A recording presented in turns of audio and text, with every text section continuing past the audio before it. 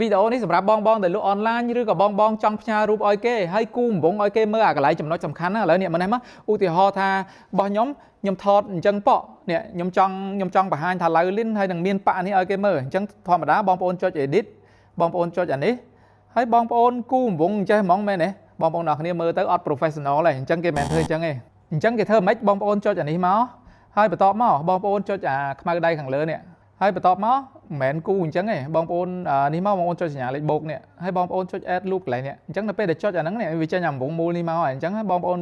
ទាញអាកំពុងមូលនេះមកចង់ឲ្យធំកន្លែងនេះក៏បានហើយបងប្អូនចង់បរិយាយើងចុចអាពណ៌បៃតងនេះឃើញទេបរិយាធំតាមចិត្តដែលយើងចង់បានចង់បញ្ជាក់ប្រាប់គេហើយអាកំពុងហ្នឹងយើងអាចសេរី color បានទៀតនេះចុចអានេះមក